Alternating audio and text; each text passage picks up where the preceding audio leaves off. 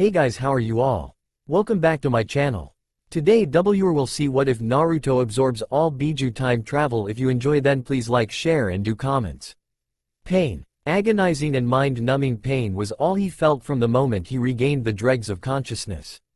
His body felt like it was on fire and his mind felt like the source of said fire. Groaning heavily and trying to move his hands to his throbbing head, he could feel his muscles and body revolting against every movement. "About damn time you woke up, brat." A disembodied voice grumbled to him within the confines of his own mentality. The man, unsurprised by this oddity, just continued to groan, still in too much pain to form thoughts coherently.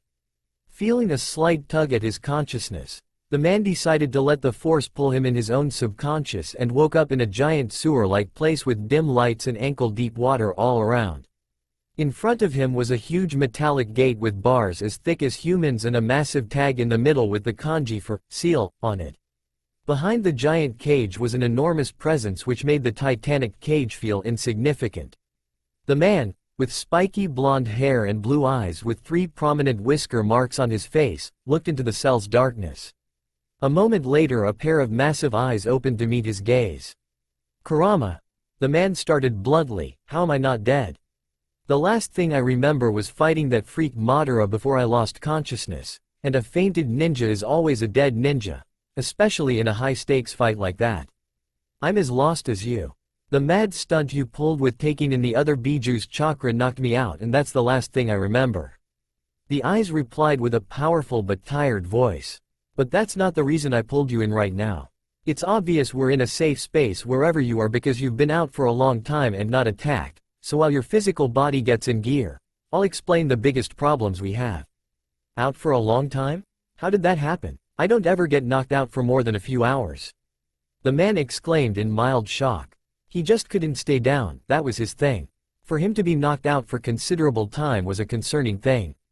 Whatever hit him very, very hard. His shut-down body was only the second proof of that. 3 days. You've been out for a complete 3 days, give or take a few hours. "What? That's impossible," he cried out. It was impossible according to him. He had bounced back from life-threatening injuries in hours. Obviously not back into perfect health, but enough to at least wake up and stay conscious. Being out for 3 days was tantamount to him growing a second head for him. An idea simply inconceivable. "I told you, I had to explain things. Important things. You weren't out for 3 days because of whatever hit you. You recovered from that within the day. A bit longer than your previous miraculous recoveries, but still not bad. The reason you'd been out for 3 whole days was because of me." "Well, partly because you did cause the problem in the first place," the presence explained to him. An audible sigh followed the explanation and the presence moved forward, into the dim light and into view of the blonde for the first time since the conversation began. An enormous fox with black fur and 10 lazily swinging tails behind him walked forward and lied down next to the gate facing his human container.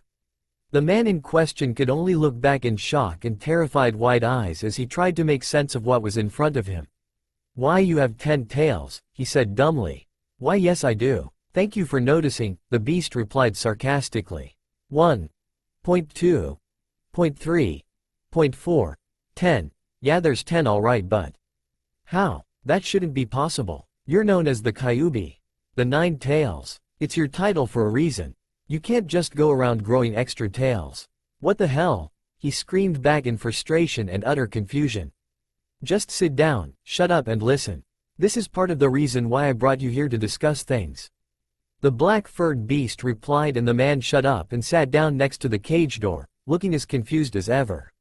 "When the other captured Bijuu gave you their chakra to help you fight Madara, their intentions had been to just give us a boost in power and push us over the edge to finally match the overpowered hack-eye-wielding nut. What they didn't take into account was the reaction that the chakra had upon coming into contact with me. All the chakra had initially just been stored inside you, but upon sensing my presence, they were drawn to and absorbed by me. The influx of chakra literally knocked me out." The beast took a pause and looked at his container, who was intently listening to him with an understanding expression etched upon his face. "When I woke up next, you were fighting Madara and my fur went from orange to black, and I had an extra tail. In essence, instead of being a divided part of the Jubi, I am now a part Jubi myself." Not as powerful as him but leagues above the other Bijuu, including my old self. The reason why you were knocked out far longer was this exact change. Your chakra coils were meant to handle the Kyuubi's power, not Jubi's. I had to extend them to their limits, wait until your body healed up and then extend them again and again until your body could handle the strain of channeling my chakra again, at which point your consciousness finally returned and your body healed enough to function. You still need to replenish your body with food and water, but that can wait now. The blonde looked at the massive beast and could already feel the difference between his last meeting with the being and now. It was staggering how much difference an extra tail could make and how strong the gigantic fox had been before, and how stronger it had grown since. The amount of power radiating from him was chaotic and uncontrolled, much like the beast was looking. Wait, does this mean my chakra reserves have grown again? The man asked suddenly. The beast nodded at him and grinned at his deflated reaction. He knew he'd have to master all his chakra control back again and would need to train a lot more just to get back to where he was. The extra chakra was good, but he barely had need for any more chakra than he had, which was much more than cage-level reserves. The extra chakra would only massively fuck up his control, as the sudden surge in reserves would not allow for much control. You'll have to start with tree walking again, brat. The beast said and almost laughed at his container's murderous glare. Wait, you said that's part of the reason why you brought me here. What's the other thing? The man asked. The beast in question actually looked like he was debating whether he should talk or not before donning a fuck it expression and continued. Well, brat, the next bit is actually even more crazier than me growing an extra tail from my ass, so I just want to confirm it before telling you. The man was once again beyond confused as to what could be stranger than that, but decided to humor the beast. And what exactly do you need to confirm this piece of news? Simple. Just try to get back to the battlefield for the fourth war. The 10 Tails replied with a poorly hidden grin. He felt his consciousness pulling him back, and a gentle wave of the paw of the beast sent him back to his significantly less aching body. Naruto Uzumaki woke up in his body and groaned once more as the pain made itself known. Sighing, Naruto knew he had to go back one way or another. If Madara had taken him out, it was a good bet the war was either almost or completely over. All his friends were killed. The entirety of the rookie gen, his teachers and even the people he met during the war, almost every single of them was killed.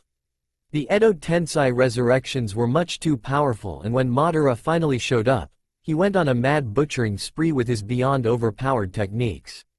The war was already lost long before Naruto went ahead to face Madara, but no one was ready to give up and wanted to fight till their last breaths.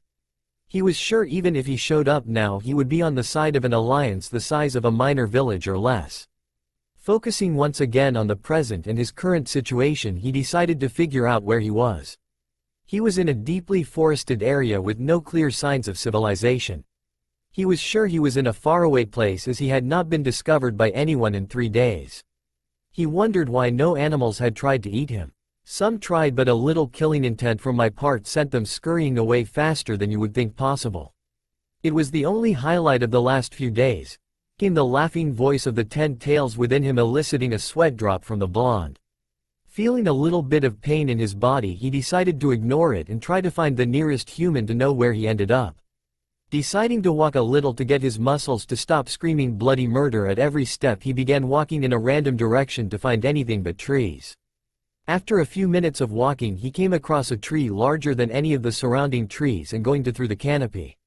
Wanting to get a bird's eye view to know where he would go, he ran up to the tree to climb it, and promptly blasted himself back on the second step upwards and was sent flying back into another tree, the large having a big chunk blown off and creaking slowly before falling.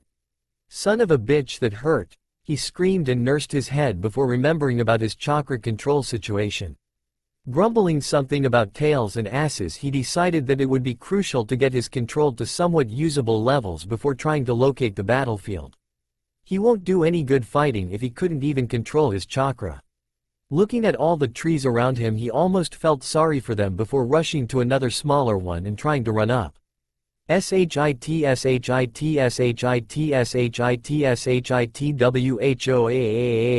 Shit. Thump. Ow. The forest had lost a good many trees to odd-shaped holes and marks that day, and a certain blonde had discovered he could scream for much longer than he thought possible.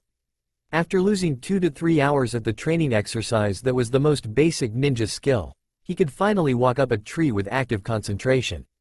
It was far from perfect, but it was all he could do. He tried to use shadow clones but ended up making 200 instead of 20 intended and had instead sent off most of them to find marks of civilization.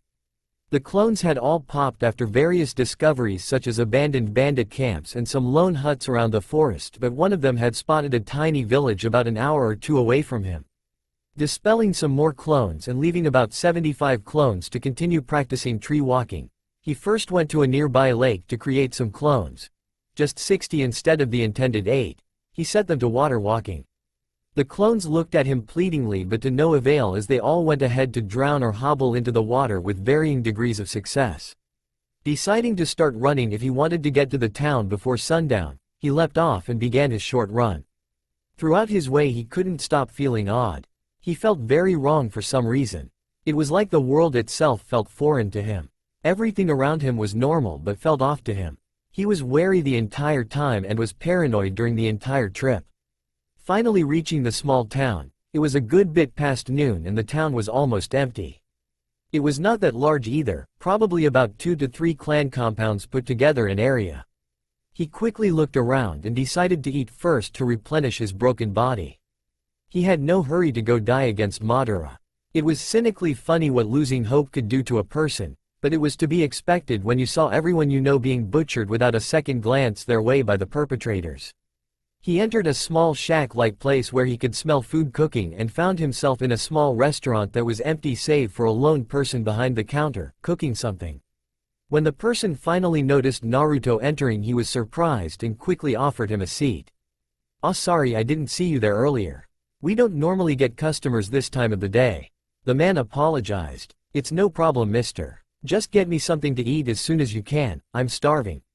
Naruto said nonchalantly as he sat down and waited. "Say mister," Naruto began. "Can you tell me where war is taking place?" "War?" The man looked at Naruto strangely. "There's no war going on.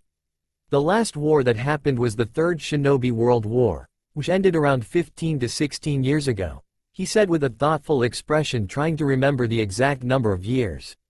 Naruto meanwhile was dumbstruck, his eyes as wide as could be and his mind coming to a screeching halt.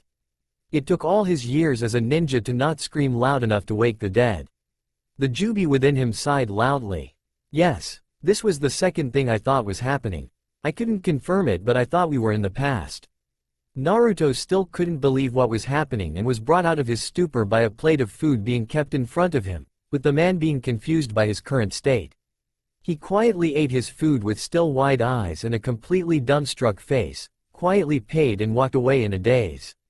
It was only after he was a good distance in the forest near the village when the village was graced by the loudest and most disturbing scream. WWHHAATTTTTTTHHEFFFUUUUCCCCCKKKKKKK. The whole village unanimously paused, processed, and then proceeded to agree to forever forget this specific experience. The source of the village-wide trauma himself was wheezing from his battle cry when he was pulled into his subconscious for the second time. "Are you done giving everyone in a 10-mile radius mental as well as ear trauma?" the newly ascended Bijuu asked. "What the fuck do you mean we're in the past? What the fuck is this? This is bullshit, I don't believe you, this is an elaborate prank." The blonde was still hysterical. "Brat, shut up. That means that I'll meet my double and we'll explode and the universe will fuck up and then it will end and I won't remember." "Brat, shut up. And then the Reaper will come for my soul, but my soul will be out of his domain and I'll be stuck as a formless bodiless horror. Can you shut the foo? Wait, what? What the fuck, brat? Wheeze." Naruto looked up at him with still wide eyes and a face about to start another hysterical rant before a strong pulse of chakra from Kurama knocked him on his ass and shut him up. "Now listen up and listen good. I know this is weird, but did you honestly think it impossible in the world where you can summon the fucking god of death to fit a cataclysm bigger than a mountain into a tattoo on a baby? Calm your ass down and take a moment to think it through. You lost. Everyone died. I'm starting to think that bright white light you got hit with wasn't Madara but something else that flung you back in time. It would explain why you had been out for much longer, and why the world seems foreign to you." The former Kyuubi explained with a leer. He was right. He did lose. Everyone he knew had died, and it was nothing short of divine intervention that he was getting a second chance to make things right. But his friends, his teachers, everyone he knew, they were gone. They aren't gone, brat. You're back in time, they're here again. You have a chance to save them. No. A barely audible whisper. What? I said no. They aren't here. I failed my world. They're all dead. Everyone here is different. They aren't the ones I vowed to protect. I have already failed my promise to myself. He said with an almost crying tone. Naruto, listen. You want to sit down and mope and waste this second chance we've got, go ahead and do it. But before that, just release me from this seal, because I formed a partnership with a knucklehead that didn't give up, not to a loser. The majestic beast declared harshly. Naruto looked up to him with hopeless eyes and looked down again. He sighed. I guess you're right. Damn right I am. So, what do we do? Do we dismantle Akatsuki ourselves? I'm pretty sure I can pick apart most of them now. Naruto began with a little curiosity. As fun as that would be, in your current state even a decent chunin could take you down, the Jubi deadpanned. What? Oh, right, he dumbly replied. His chakra control was beyond abysmal. He couldn't form any of his jutsu, and apart from his Kyuubi no Jubi chakra mode he had nothing. If you're thinking you can still access my chakra mode, then forget about it. You'll have to win it from me again, and this time it will be exponentially tougher, the beast said all too happily. Why? That's so unfair. I already beat you, the blonde cried out. You beat the Kyuubi brat. Do you see him anywhere? He replied with a menacing grin. I hate you so much right now. It was the blonde's turn to deadpan. Anyway, as it remains, I think our best course of action would be to get back the village and train there. You'll have to come up with an explanation as to why a grown man is completely off the records in Konoha, but I'm sure you'll bullshit through that. Are you sure we should go back right now? Shouldn't we, train a little so I'm back to competent levels at least? The blonde hesitantly asked. He wasn't really ready to see the faces of everyone he had so recently lost. Well, I suppose we can train a little before heading back. If you're so bent on training, then let's start with the things you won't be able to do freely in the village, like Bijuu chakra training. There's a bunch of things I need to tell you. Being the 10 Tails Jinchuriki has its own perks. The beast said with a shit-eating grin, obviously proudful of his power. What kind of things? The blonde asked before excitedly shouting. Do I get the Rinnegan? No. The truth-seeking balls? No. Absolute control over yin-yang release? No. Just shut up. Let me speak. If you were the Jinchuriki of the true 10 Tails like the sage was, you might have gotten all or most of that. But I'm not the true 10 Tails. From what I can feel with the changes in your body, you have affinity for the 5 basic natures, the Jubi chakra cloak, which is leagues beyond the Kyuubi chakra cloak, but also almost impossible to master, and a nearly superhuman base human body. There might be other things, but I'm not sure about them, so we'll have to figure them out as we go along, the Jubi explained. It was an educated guess, but he was at least sure about everything he had just said. The other speculations had to be tested. Naruto could only look in wonder as he took in all the information. Sure, 5 basic natures wasn't as good as a Rinnegan, but he knew that if he managed to master the basic natures, it would open up a lot of possibilities in terms of being a ninjutsu specialist. Likewise, the stronger body and chakra cloak would help massively in taking on other powerhouses like that freak Kurama. Man, he was strong, but he was crazy. Well, that isn't half bad. I guess I'll make do with what I've got. The Bijuu shot an irritated look at having his powers dismissed roughly. I guess it's time to get to training. He opened his eyes in the opening where he was and immediately got to work in reaching for the demonic chakra in his seal. Accessing just a little bit to see what the chakra did, he was suddenly floored with the amount of raw power he felt coursing through him. What the hell is this? It took all the control he had of his previous demonic chakra to not pull in more than he did. Right now he only had a black aura around him, not even a tail, and yet he felt powerful enough to take on the world. Careful, brat. You're letting all this get to your head. You need to take this power in small increments to get your mind and body used to this. The source of said power rang out in his head. The blonde nodded absently and breathed out, trying to get his monumental chakra under control. This was going to be a very, very long training session. It had been almost a month since Naruto had been out in the wild training.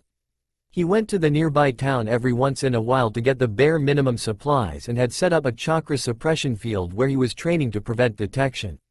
That was basic fuinjutsu that Jiraiya had taught him with promise to advance further, that he never got to fulfill. He had gotten more or less the same chakra control he had before his temporal mishap and had mastered his wind chakra manipulation. He decided to work on his wind chakra first and then fire because it has opened up a lot of potential combination techniques. He could properly manifest about 2 tails of chakra and stay stable, but he found the chakra cloak to be too unstable and wildly maddening. He almost went on a berserker rage the first time he pulled enough to manifest a tail and was only stopped when the Bijuu within him knocked him out from within, pulling him in the subconscious. He decided to not push more than 2 tails and use it as an absolute last resort. He had wondered about Sage Mode and his summoning contract but had figured that his name wouldn't be in the summoning contract in this world, and he wasn't so sure about trying out Sage Mode alone with his vastly changed chakra reserves. Sage Mode was about balance, and no doubt he would have to do it all over again. He had got down some basic wind jutsu and had decided that for fire he would head back to Konoha. His body, he found out, had been inherently upgraded, was the only word he could find suitable. Faster, stronger, more resilient and the like. It had definitely made training more rewarding. His fighting style still left much to be desired, with his only style being rush them with clones, but he also put it for later. Finishing his last set of exercises for the day, he sighed and popped the rest of his clones who were working on wind manipulation. He packed everything he needed and sealed his stuff before torching the grounds to remove his presence from the area with a minor fire jutsu. With a final look towards the town that he had gotten to know was not that far from the land of fire borders, he ran towards his destination. The village hidden in the leaves, Konohagakure. Naruto was jumping through the trees, going over his explanation to the Hokage about who he was. He would enter the village through one of the older Anbu entrances that Kakashi had shown him, where he would no doubt be prosecuted by the Anbu instead of the normal Chunin. He would use a code name that he was particularly giddy to use: Dragon. Dragon was an Anbu legend. Active throughout the career of the 4th Hokage, he was the Anbu with the record for highest S-rank missions in the entire village. He was said to have disappeared a while before the Kyuubi attack, supposedly Kia. The real kicker was that he knew who Dragon was. Dragon was a code name taken on by Minato Namikaze himself. Naruto found this in his journal given to him by the Sandaime after declaring his heritage. Minato had used the code name to take on high difficulty missions because he refused to be chained to a desk as a Hokage. He used a shadow clone to continue his Hokage duties. His shadow clones were obviously known to be clones, but most assumed he was just training or studying fuinjutsu, so didn't bother much with it. In the brief time that Dragon was active, he had garnered a legendary status and was looked up to by basically the entirety of the Black Ops. After possibly confusing the Anbu and being taken to the Hokage, best case scenario, or the Anbu HQ, worst case scenario, he'd use the Anbu code to prove his Anbu status. God bless Kakashi for teaching him all about the Anbu when Naruto had told him he was planning to join them. After taking the Anbu off his back, he'd pose as a returning Anbu and eventually tell the truth to the Sandaime. He did know some stuff about Sandaime to at least prove to him that he was from the future, and the man was called the Professor for a reason. Surely he'd react with more grace than Naruto did. He then thought about the problem with his whisker marks, and the name he'd choose, as he couldn't exactly go around calling himself Naruto. He briefly thought about taking on the Namikaze name, as he had never got the chance to take his old man's name, but quickly buried that thought as it would gather a lot of unwanted attention. He knew that the Naruto of this time was already born and would be around 5 to 6 years old. He had decided to take the Uzumaki name and claim that Naruto had also inherited the whiskers as part of the Uzumaki clan. It's far from believable, but he'd already planned to talk to the Hokage as soon as he could, so he was willing to work out the minor details with him. He looked over his attire once more. He was wearing simple black t-shirt and blue pants with his blue sandals. His orange jacket had been way too tattered to be still wearable. He was wearing his forehead protector so he could at least prove he was from Konoha. Approaching the village, he could sense many ninja moving all around him. He quickly approached a very ordinary-looking spot on the wall encircling the village and felt around for a little while. Finally finding what he was looking for, he placed his hand on the wall where he felt an oddity and pulsed his chakra in a very particular pattern. Within seconds, 2 Anbu appeared near him and looked him over. One was wearing an eagle mask and the other was wearing a tiger mask. It was Eagle who spoke first. Identify yourself and present your Anbu identification as well as mask. Naruto looked at him with a calm expression betraying nothing. I've come back from a very long undercover mission, S-ranked, and thus lost almost everything I had on me. My safe house was raided and my cover blown, so I had to escape. I can't prove who I am, but I can prove I'm Anbu. My code was Dragon, and my Anbu identification number was 3499. Both Anbu showed no outward movement, but inwardly they were on edge. Dragon was indeed a legend, but he had been assumed dead. For this person to suddenly show up and take his name with no prior identification seemed very suspicious. If you could take me to Hokage-sama, I'm sure he could verify my existence as well identity. Naruto said, sensing where their thoughts would trail. Tiger spoke this time. Very well. You may accompany us to Hokage-sama, but due to the suspicion we would like you to wear chakra-suppressing handcuffs. Naruto sighed. He knew he would have to comply with their requests, and he brought his hands to them and held them out. Eagle took out a set of normal-looking handcuffs with many lines inscribed all around it. As soon as he cuffed Naruto, Naruto could feel his chakra seem inaccessible. He could feel it there, but he just couldn't reach out to it. After making sure their escort was as helpless as they could have him, the Anbu grabbed him and used Shunshin to appear at the Hokage Tower. Naruto recognized the assistant outside and quickly averted his gaze. He started to prepare for his meeting with the Sandame, and preparing himself to see the face of the grandfather figure he'd seen die so many years ago. When the door opened after a quick "come in" from the inside, which sounded much different than Naruto expected, he came to face a sight which made him almost get a heart attack. Inside the office, sat a 5-year-old Naruto on the desk trying to unsuccessfully twirl a blunt 3-pronged kunai. He sat in front of the Hokage himself. Minato Namikaze, the Yellow Flash and the man who had died sealing the Kyuubi inside his own son, was sitting in the office in his Junin uniform with his Hokage jacket on his chair with an unreadable expression, assessing Dragon with his sharp eyes. Eagle and Tiger bowed and Eagle began. Hokage-sama, we found this man on the Anbu entrance 3 on the east side of the village. He claims to be Dragon and has provided his Anbu ID, but the man himself has no proof of his being in Anbu.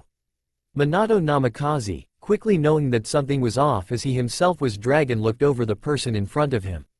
Tall and well-built with blonde spiky hair and blue eyes and whisker marks, he almost looked like Naruto. He knew something was at play and decided to see where he was going with this. Thank you for bringing him here, Eagle, Tiger. You're both dismissed for now, Minato said with a bored expression.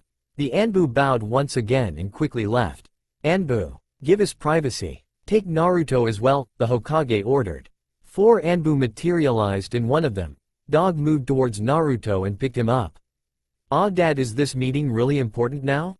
I wanted to do the cool twisty thing you do with your kunai, Naruto whined. Go with the nice Anbu now, Naruto. He knows how to do the twirl as well. Minato smiled at his son. You do? Can you teach me? Naruto asked the Anbu, holding him excitedly. Yes, Naruto. Now let's go. The Anbu told him and proceeded to disappear along with his team. Now then, do you mind telling me why you're going around impersonating one of my ninja? Asked Minato curiously.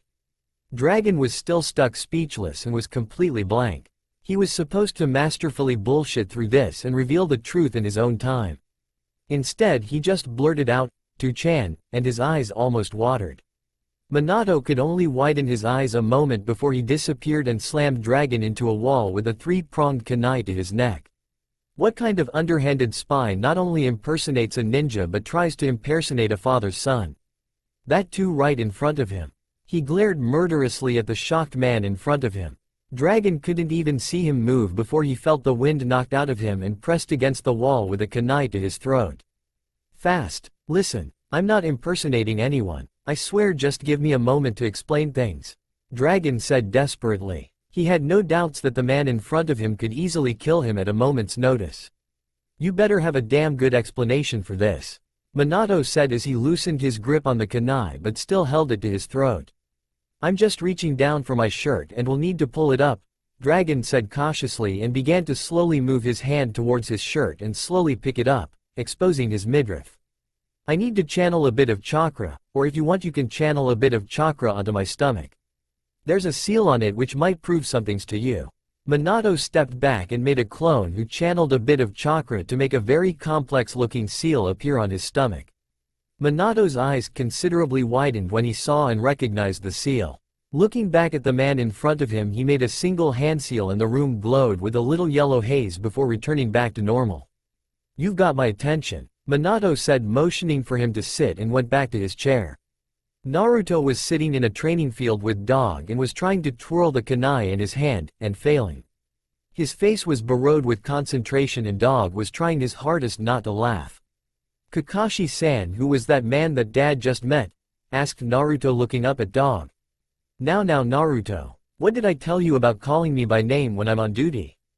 Kakashi looked at him through the mask with an amused expression. "To do it?" Naruto asked with a sheepish grin. "No, Naruto. Don't do it," he said while ruffling his hair. "And about the man, no, I don't know who he is. Why do you ask?" Kakashi knew why he had asked. It was bugging him constantly. He looked exactly like Naruto did, given 10 to 12 years. He had the whisker marks, for God's sake. He also knew that the codename Dragon was actually Minato-sensei, as he had accompanied him on a few missions. With how confidently he had called himself Dragon, he was sure that he knew too. Something was up, and Kakashi would get the full story from either Sensei or the man himself. "Well, he sort of looked like Dad, didn't he?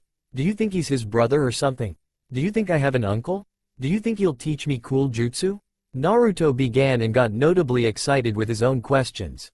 Kakashi smiled at him through his two masks and was about to tell Naruto something when Naruto suddenly got a glazed look in his eye and slumped forward.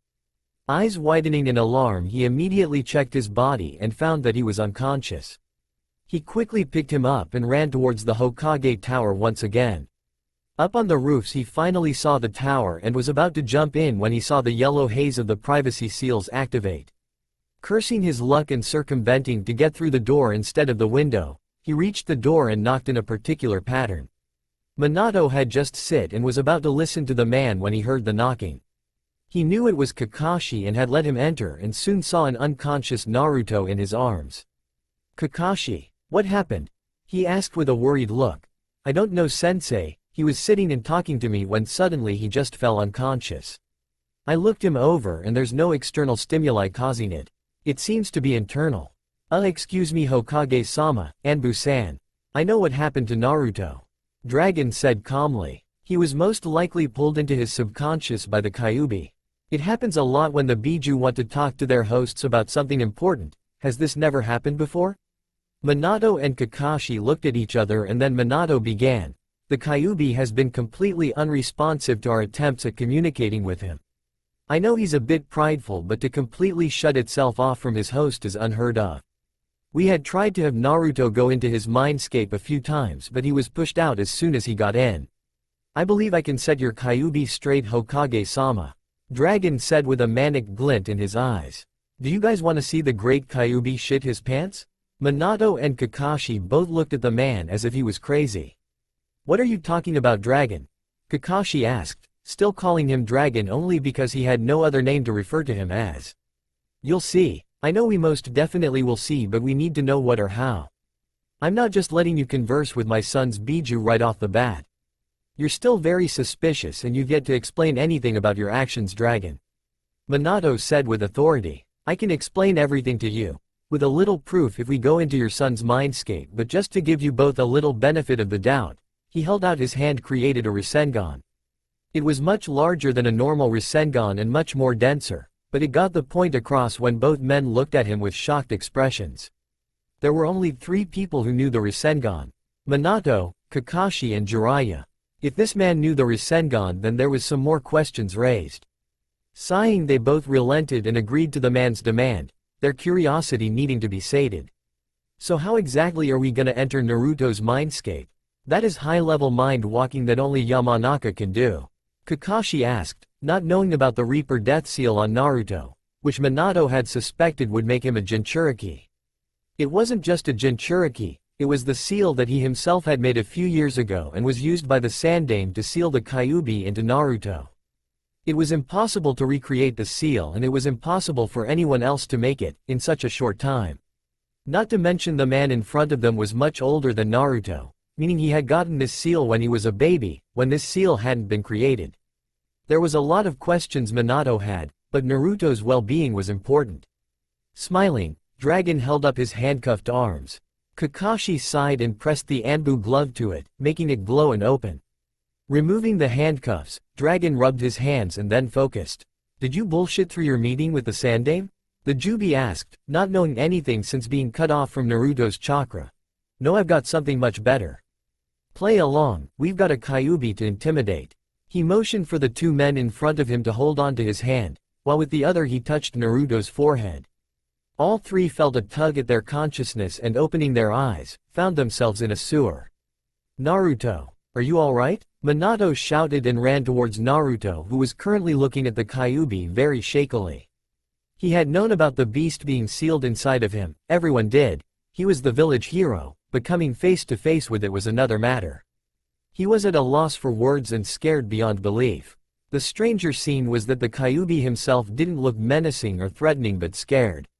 Minato looked in the eyes of the beast that had taken his wife from him and could only sense fear. This was ridiculous for Minato.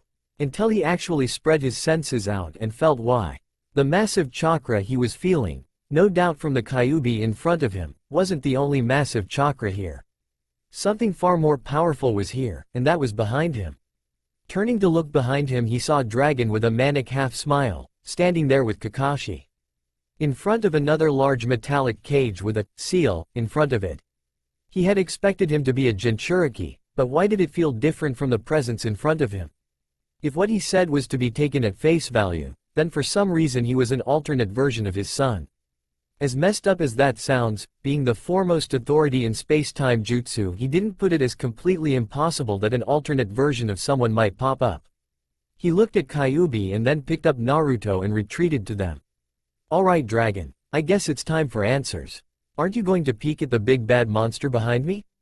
Dragon asked, still not taking his eyes off the Kyuubi in front of him. "Minato." A low voice growled from behind the group. Minato and Kakashi finally turned around to face a set of crimson eyes and a large fanged mouth. "What a pleasant surprise.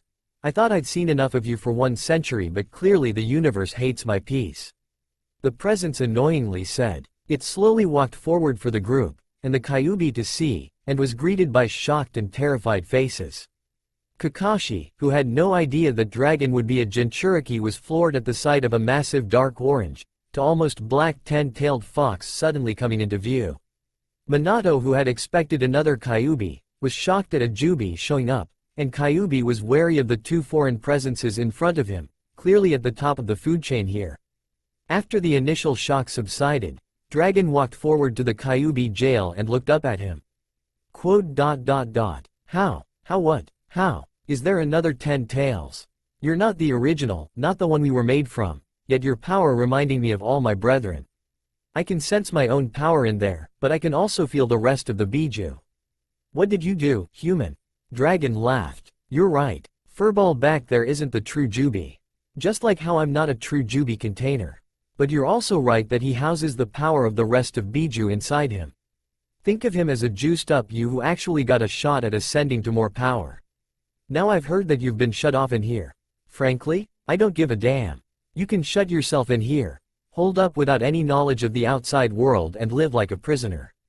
He grinned. "Or, you can help little blondie over there, and I'll make sure you have enough freedom to see what he sees and feel what he feels during a battle." Kakashi looked at him suspiciously, at the thought of him messing with the seal, but a quick look at Minato calmed him. Minato was looking at Dragon with impassively, but years working with the teleporting man he could accurately tell what he was feeling, hope.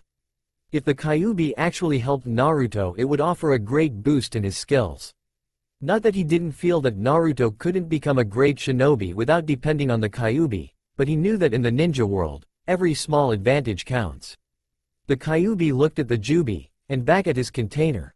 "I have no respect for a weak container." He leered at the small blonde boy. "If the child earns my respect, I have no problem accepting your little offer. But until he does, I'll not assist him in the slightest." He finished with a tone that left no arguments. Dragon glanced at the Hokage and seeing him nod went back to Kyuubi. "Alright, I'll accept your terms. I'll go mess with the seal a little later so that you get a little more leeway, but I expect you back Blondie up when he calls for it. He smirked. Also, when the time comes for him to master your chakra, I'll be the one who trains him. Everyone else bar the beasts were confused at the declaration, but the Kyuubi could only gain a horrified look. If the Jubi container would help the kid, there would be no contest. No, I'm not going to help during the fight, that'll be unfair. He'll have to win your chakra from you fair and square, but I will be training him for that specific purpose. Dragon finished as he began walking away. Alright, everyone gather around and listen. Kakashi, Hokage-sama, I'll explain everything to you. Naruto, I didn't want you to know all this so soon, but now that the Kyuubi has seen Jubi, all that has gone to shit. Dragon sighed. My name is Uzumaki Naruto, and I've come from a future timeline that's much different than yours. He said with a flat tone. Kakashi looked at him with an unreadable annoyance. Minato looked at him with excited wide eyes. And Naruto looked at him with a very confused look. What? The three of them said in unison. I'll explain this only once, and I need some answers myself, so please. Dragon materialized 4 chairs in the mindscape. Get comfortable. This is going to be long. X break X. It had taken over 3 hours for the group to finish familiarizing themselves with the situation, and they were still reeling from the information that was exchanged. It all like an elaborate prank to the Hokage, but the existence of a part Jubi was no joking matter. Kakashi was also doubtful, but after Dragon had revealed some rather private information about him, he was convinced that either he did know him, or he was part of a spy group much more proficient than any in the elemental nations. He was hoping it was the former. Naruto was beyond happy to see that he grew up to be an awesome ninja and the hero of his village. He was also very sad after hearing that his counterpart grew up without any parents or friends, but quickly got over it when explained that he had many great friends after he grew up. Dragon himself was in a state of shock over how different things had turned out in this world. When the Sandaime had used the Reaper Death Seal instead of Yondaime, things had changed. The most notable example being that Minato Namikaze was still alive. The Uchiha clan was not that hated because their leader Fugaku Uchiha was good friends with Minato. He was sure that there were much more different things, but he didn't know the right questions to ask to determine the differences. So, Minato began as he took his seat back and unsealed the room. What do you plan on doing now? Well, I was hoping you could help me with that actually. I have nowhere to go and no identity to live off of. I'm here to prevent what happened in my timeline, but there's a lot of time for that. Dragon said with a smile. Well, first I think we should get you an identity. You obviously can't go with Naruto since that'll be strange. Did you have any code names in your timeline? Kakashi asked. No, not really. I thought of using my Namikaze title after the war was over but never got the chance to do so. Dragon narrowed his eyes. Wait a minute, I can use the Namikaze name here, can't I? You could introduce me as your long-lost clan member who was on a long-term mission that went south.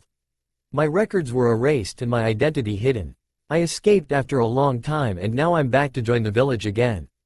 Dragon finished with an excited grin. It would be really nice to finally be able to use his father's legacy. Minato thought about this plan of his and could find no obvious holes, so decided to humor him. Well, we have a backstory and clan but still no name for you. Oh, yeah. Dragon rubbed his head sheepishly. Got excited. Well, since you're using my Anbu persona, why not use it to its fullest? I planned to name Dragon as Kira when I retired his identity. You could use that, Minato explained. Namikaze Kira, Kakashi said with an amused voice. You will have a heart attack. Dragon laughed. Well, it's settled then. He turned and took a knee towards Minato. Namikaze Kira, at your service, Hokage-sama.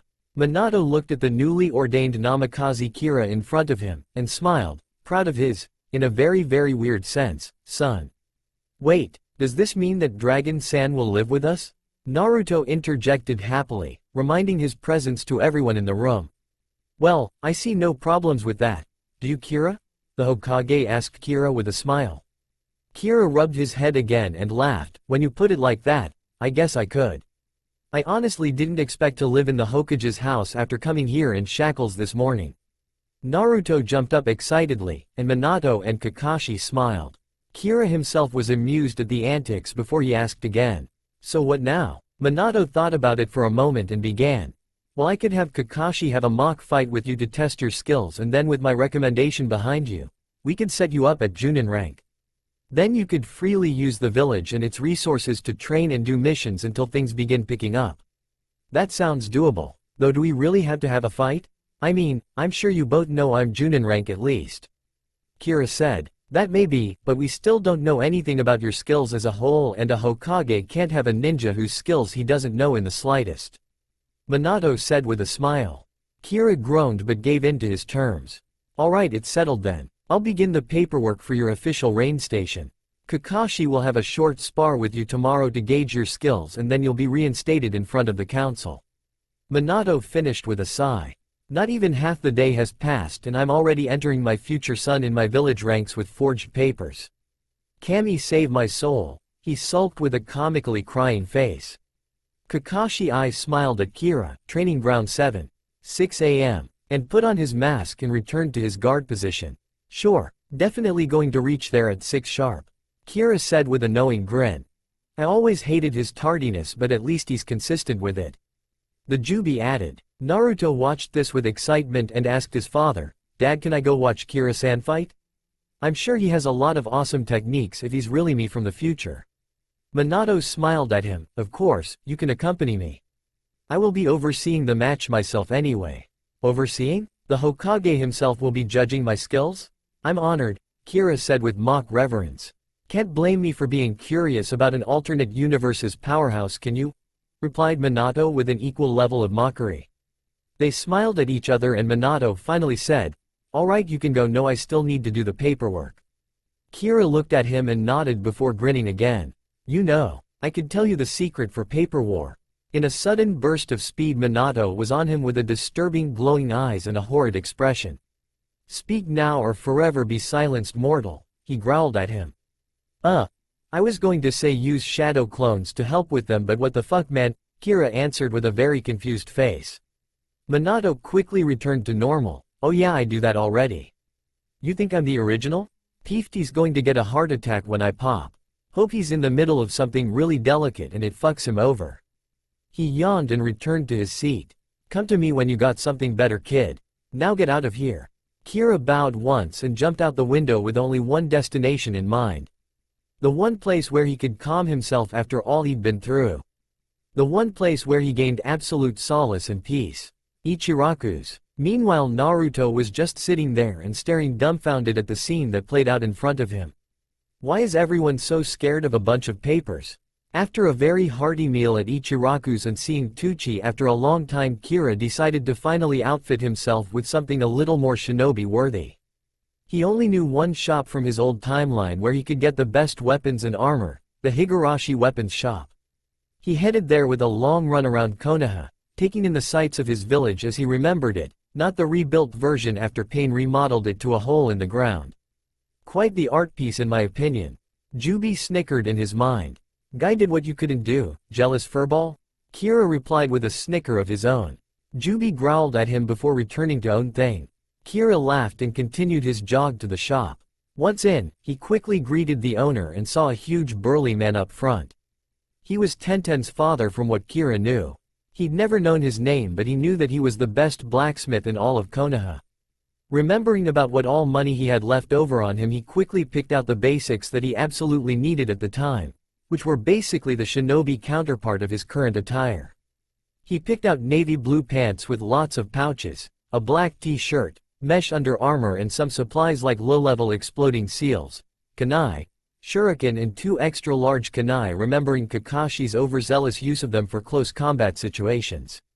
He planned to incorporate a vest with his outfit but decided to only do it with the Junin vest he would no doubt receive by tomorrow. Thanking the man for his services, he exited the shop with plans to retire for the day himself. He'd been out in the wild for a long time and had traveled quite a lot that day itself, and he had the spar first thing in the morning tomorrow. Reaching the Hokage's residence, he couldn't help but be awed at the size and grandeur of it. For a man like him who only owned a basic apartment with the bare minimum, this was nothing short of heavenly. He sighed heavily and then thought about it hard. In his excitement back then with Naruto and his father, he'd agreed to stay with them, but he realized he'd be forcing himself into their family. No doubt that he would love for it to happen, for him to have a family again, but he simply couldn't just suddenly live with a family. He wanted to bond with them first. To get used to the idea of them being a family before he moved in. Shoving those thoughts aside for tomorrow, he walked in with the key Minato had given him during their conversation and walked in. He scoped out one of the unused guest rooms and quickly fell asleep, greatly having missed the comfort of a bed and a house for a very long time. Training Ground 7, 8 am. Kakashi landed on the training ground with his trademark eye smile. Yo. He looked to only see a very pissed off Minato-sensei and a very irritated Naruto. I thought you wouldn't be late for this, Kakashi. This was supposed to be important, Minato said while pinching the bridge of his nose.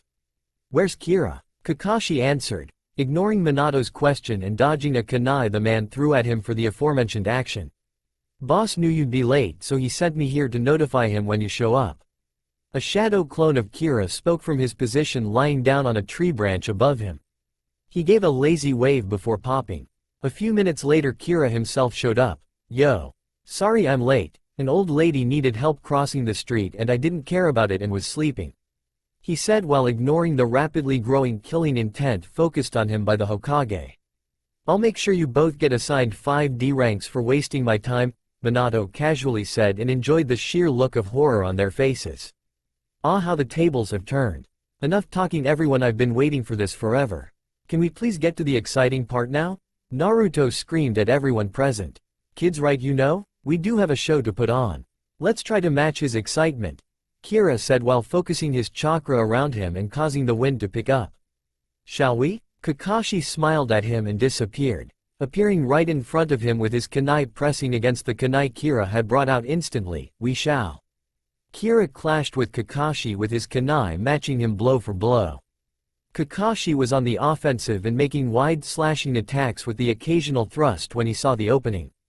Telegraphing one attack in a grand manner, only for it to be a feint, Kakashi landed a solid kick on Kira and sent him reeling back. Sheathing his kunai, Kakashi charged towards him. Kira saw him coming and made two shadow clones with the seal to flank him. Kakashi met the three blondes in battle and quickly dispatched the clones with jabs to the throat and face. The real Kira was having a hard time matching the Cyclops in a pure taijutsu battle, so he made another clone to rush him. Kakashi saw the clone coming and sidestepped and tripped him before realizing the clone didn't burst in smoke. Sensing something was wrong, he immediately jumped away before the clone exploded with a great deal of force behind it. Kakashi deadpanned at the blonde, already hating the idea of fighting someone with exploding clones. Minato was on the sidelines observing the match with a critical eye. He sighed and remembered his conversation with Kakashi the previous day. Flashback. After Naruto and Kira both had left the office, Kakashi landed again. What do you think, Kakashi? He seems to have proven his identity and his story might check out, but we still don't know his motives. We know he might be from a different universe, but we still don't know what his personal agenda is. Minato frowned. You're right, he's a loose cannon right now, and what more, he's a Jinchuriki of the highest caliber ever seen since the Sage. We can't take this lightly. The reason I chose you to test his skills in the spar is because I want you to push him to the farthest you can, and not get hurt yourself. Don't do anything permanent, but make him draw out as much of his skills as you can. Kakashi nodded and Minato continued. I'll be putting you off the active Anbu list for now. You're to resume your Junin duties with an extra A-ranked mission starting tomorrow. You are to keep a close, watchful eye on one Namikaze Kira. Determine his motives and if he's fit to be a part of this village.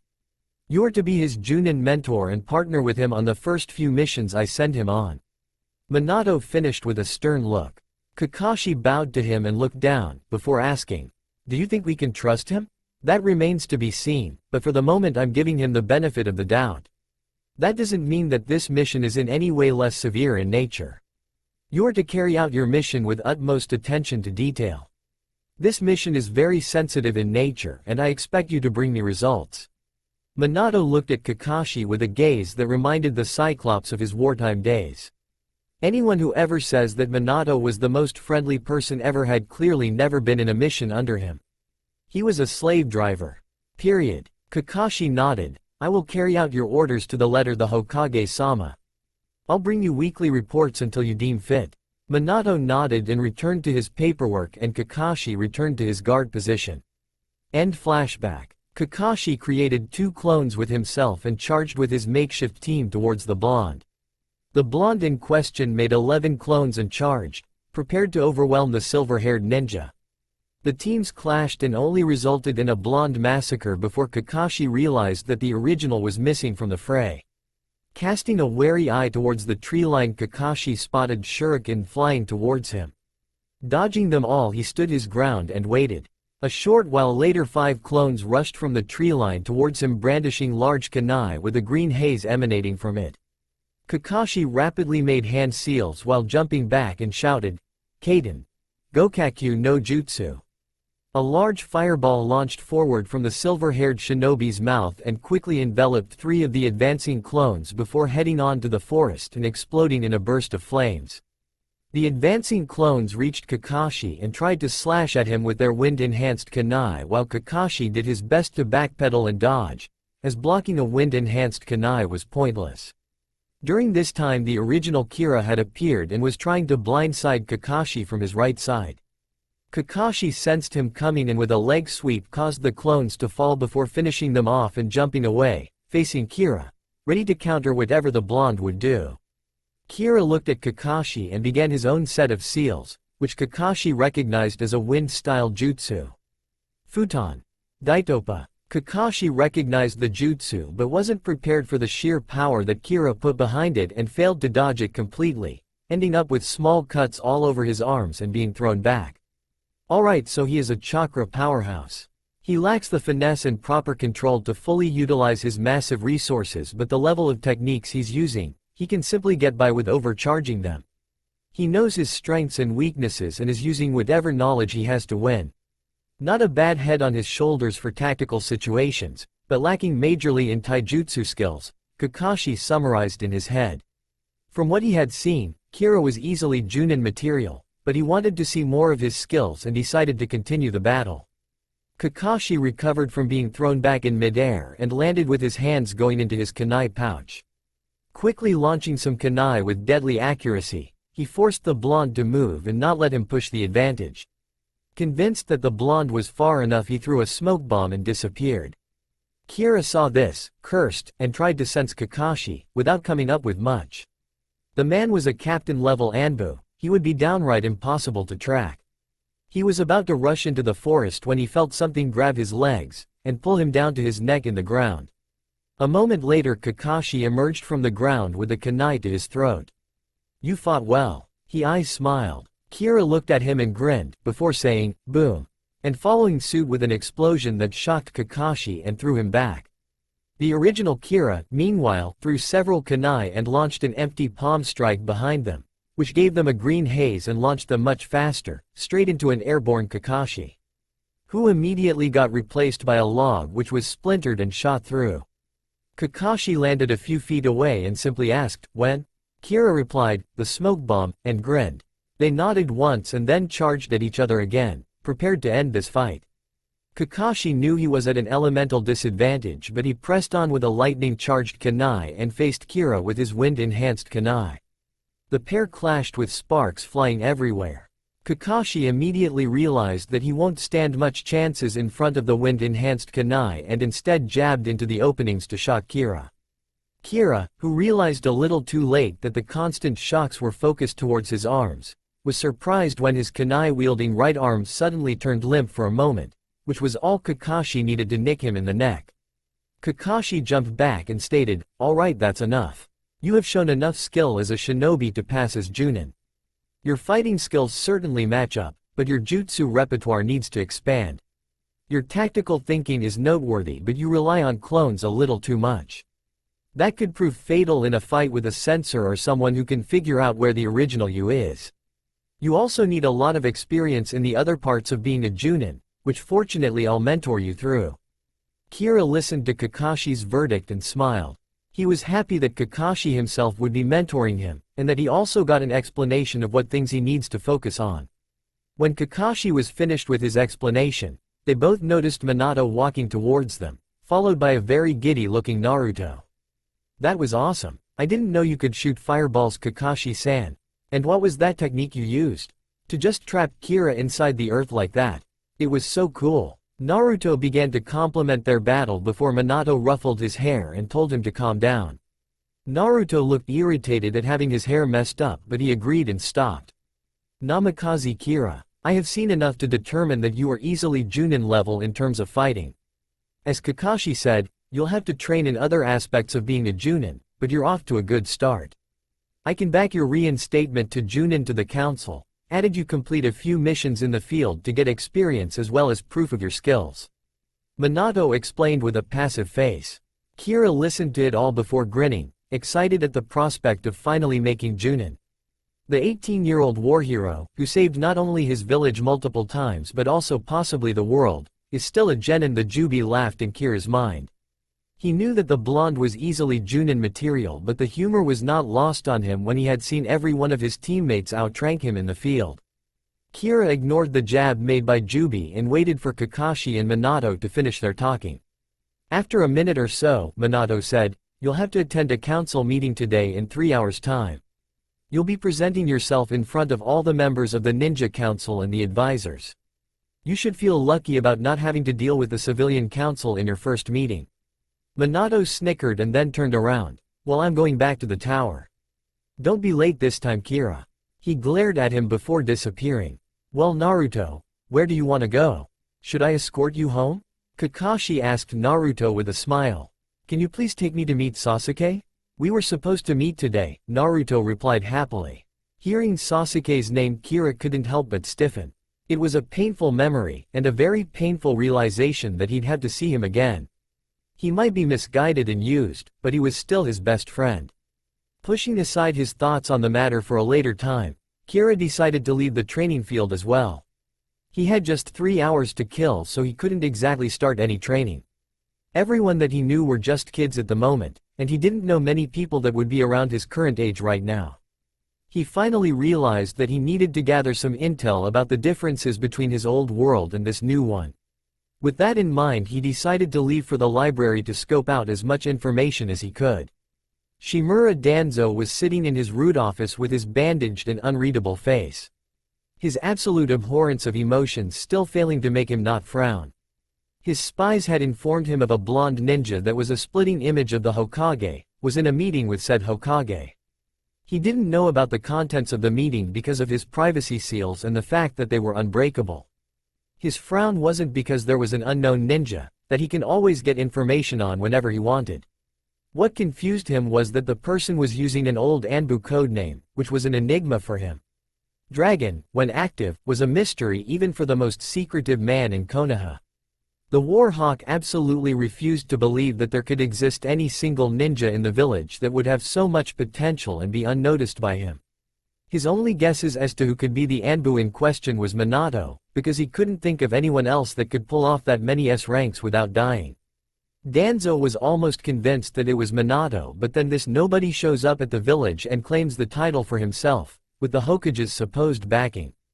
If that person operated within the village even for the slightest time possible, he would know. Yet that person drew blanks no matter where he looked or who he asked. His own personal records, which had all the noteworthy shinobi from all over the world, also brought up nothing. If there was a shinobi in Konoha that was worth looking at twice, then Danzo would know him. And yet, that person was an enigma which only grew more confusing with the appearance of this unknown factor. Danzo glanced at the messenger entering his office before returning to work. Danzo-sama, Hokage-sama has called a meeting for Junin reinstatement of one Namikaze Kira. The meeting will start in about 2 hours' time. Danzo didn't acknowledge anything and the messenger bowed and left the room. Seems like he would get answers sooner than expected. Kira had spent almost all his time in the library looking for recent affairs information. His point of interest was from around the Kyuubi attack to the present. He had found lots of interesting pieces of information that equally confused and amused him. The most important piece of information was the Uchiha Civil War. The Civil War was orchestrated by the Uchiha elders. The Civil War divided and killed most of the clan, and all that remained was a few families. They went from being the contender for the strongest clan in the village to one of the weaker ones just because of sheer lack of numbers. The Civil War took place because the Uchiha elders wanted to rule Konoha themselves. They had planned to murder their clan head, and then the Hokage to usurp control of the village. The cause of the civil war felt very suspicious to Kira, as he was sure they were not stupid enough to believe that they could do all that in a ninja village and have it not backfire. Whatever remained of the clan, only remained due to timely interference of Anbu, the Hokage and Itachi Uchiha. Itachi Uchiha was still a missing nin in this timeline, but the actual problem was that he was driven to defection by his clan itself. His best friend Shisui Uchiha, and his would-be girlfriend Izumi Uchiha had been the victims of the civil war. While Shisui had gone down fighting and his body never recovered, Izumi had been killed in her sleep. Itachi was enraged, and while still having a better control of his emotions and the mind to target the right people, he didn't take any prisoners that day. Kira had guessed that he might be a part of Akatsuki again, but this time he may truly want to harm Konoha. He would have to discuss this with Minato. Another interesting piece of information he gathered was that Jiraiya had been an active part of the village for the better part of his life, instead of roaming the elemental nations.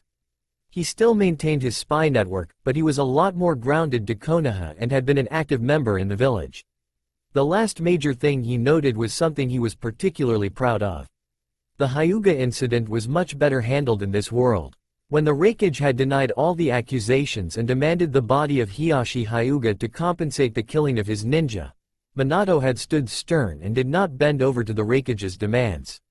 His single letter of argument contained his signature tri-pronged kunai and the letter which stated that whenever the Raikage calmed down and decided to talk things out he would just need to throw the kunai to start the international delegation graced by Minato himself. While this was a rather bold move, the only message this was meant to send was to remind the Raikage who exactly he was trying to push around, and that Minato could teleport to Kumo whenever he wanted. The end result was that the Raikage had backed down and there was only bad blood between the villages, no open hostility. Kira was going over all this when an Anbu messenger landed near him and nodded. Kira nodded back and they both used Shunshin to reach the Hokage Tower, where the meeting regarding him was about to start. The council chambers were full of all the needed people. The clan heads, the Anbu commander, the advisors and finally the Hokage himself were all seated in their respective places. Kira entered the council room and gave a small bow. Did the council request my presence? Minato addressed the entire council and said, yes Kira. We are gathered here today to discuss your reinstatement in the village ranks, and your rank at the time.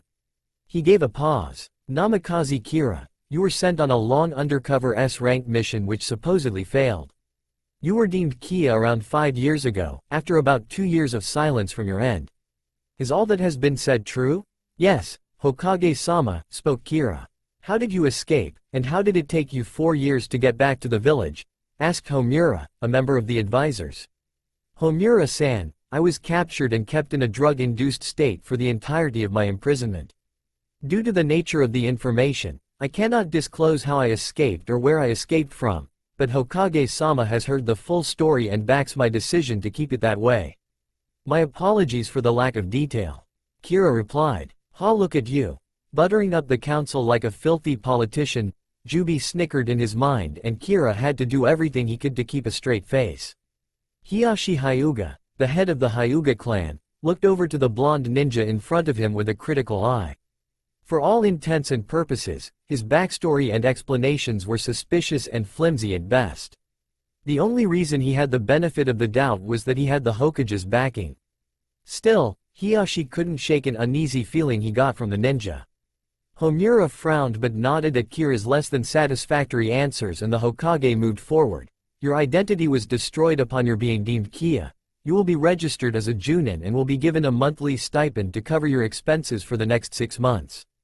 The council may now discuss. Minato finished and leaned back in his chair. Kira sighed and faced the clan heads and Anbu commander. The clans, Aburame, Akamichi, Nara, Hyuga, Uchiha, Yamanaka, and Inuzuka, were all the main part of the ninja council, being the major clans in the village. There were other minor clans but they were a part of the village council, and not the ninja council. The clan heads all looked at him and it was Shibi Aburame who spoke first. Kira-san, my Kakaichu have been vary of your chakra levels since you entered.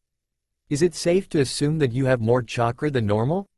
Aburame-sama, I am a ninjutsu specialist and do have vast resources. My chakra reserves are currently above cage level and are supposedly still growing. The trade-off is that my chakra control is beyond abysmal. Kira explained, getting raised eyebrows from everyone. Shibi nodded, returned to his emotionless staring. Tired of the pointless questions, Hiyashi decided to address the obvious question in everyone's mind. Kira-san, how are you related to the Hokage and why do you have whisker marks on your face, reminiscent of our young Jinchuriki? The other clan heads were somewhat stunned by the usually calm Hyuga's blunt question, but were more interested in the answer themselves. Kira honestly expected this to be the first question he would be asked, and had prepared beforehand. Hyuga-sama, Hokage-sama is just my clan member. I didn't grow up around him and I've never known him on a personal level. That said, I was very surprised that he grew up as strong as he did. The whisker marks is wrongly attributed to the Jinchuriki status. I'm mistaken, it's actually a marker for our clan. The ones bearing the whisker marks usually have titanic chakra reserves, and only show up once or twice in a few generations. For little Naruto to bear the whiskers and the Kyuubi, he must have chakra more than me and half this room combined when he grows up. Kira explained with a happy look. I have never heard of such a thing, Kira-san. This time it was Shikaku Nara who spoke up. I find it hard to believe that such a massive chakra-boosting bloodline would go unnoticed. Kira answered with a sad tone, it's true, Nara-sama. It shouldn't go unnoticed, but there need to be people who wield it to make a name. My entire clan was killed in the last war. We were never really a ninja clan, and as such couldn't put up much of a fight. I fled the village and escaped with the basic skills I had and landed in this village. He answered with a sad smile. Shikaku nodded and then asked again, why does no one recognize you? Surely another Namikaze in the village would have drawn attention. I'm the Junin commander of the village, and yet don't seem to recognize you. I was drafted in the Anbu Black Ops as soon as I showed potential for it. My records before being erased were flimsy as is, and it was easier to draft those kinds of people into Anbu, rather than people who, if went missing, would cause problems. Kira answered, having thought of this question too. He had gone over his basic questions that he thought he would be asked, so he didn't have to think much. Shikaku stared at him. This was the perfect answer to neither raise suspicions, and give information. The Anbu does indeed target people who have less than concrete records. The ninja in front of him either was telling the truth, or knew enough about the village to pass as its member. You said you were a ninjutsu specialist. Elaborate on your other skills, ordered Fugaku Uchiha. Kira nodded and began, obviously I'm rooted in stealth and espionage. In combat, I'm a ninjutsu specialist with specialization in futon. I have apprentice-level skill in fuinjutsu and apprentice-level sensory skills. Sume Inuzuka whistled. Kids got the full package, Kira grinned at her, while she returned a fanged grin of her own. The rest of the clan heads were also impressed, but it was nothing to write home about yet. The skills Kira mentioned were good enough for a Junin recommendation, but not so impressive as to garner attention, which was just what Kira needed. Kira had no doubts that most of the people in the room could kill him in a fight. Now, if he went Jubi mode, then that number would diminish greatly. Currently, he thought only Minato could defeat him in Jubi mode. He didn't really know enough about the clan heads to figure out who would win. Your combat skills are enough to warrant your promotion, but combat isn't all that a Junin does. Being a Junin is a symbol of the village's prime ninja. I suggest you be prompted to special Junin for the time being, until you prove your worth in all the required fields. Spoke Danzo in a quiet tone. Kira frowned a little. What Danzo said made sense, but the fact was that the lower his rank was, the more pressure he could be put under. He was sure Danzo was only undermining his rank to find a way to interrogate him, and get answers. Kira knew Danzo wanted to know about Dragon, and how he escaped Danzo's notice for all this time. Still, Kira thought he deserved Junin rank after all he had been through. Danzo-sama, I understand your doubt in my abilities due to there not being much records of it, but I assure you that I can carry a Junin rank with all the necessary requirements. If you still need further convincing, then I have already requested Hokage-sama to place me under the direct supervision of Hitaki Kakashi to train as a Junin. I hope that is enough. Kira explained dryly. From his point of view, being under a senior Junin was enough training. I think that's agreeable, spoke Shikaku. Kakashi is one of our best Junin, and if he personally vouches for Kira and his abilities, I think it's fair to grant him the rank. Minato, who was calmly listening to it all, nodded and agreed. It's true. I planned on having Kira train under Kakashi, and do a few missions before officially granting him the Junin rank. Everyone seemed to agree with the plan, and Danzo himself nodded and sat back, signaling his backing out. It's settled then. Namikaze Kira, you will be granted a temporary Junin rank, effective immediately. You will be supervised by Hitaki Kakashi, and will report directly to him. As soon as you complete 3B rank or higher missions, and Kakashi passes your progress, you will be granted your Junin rank.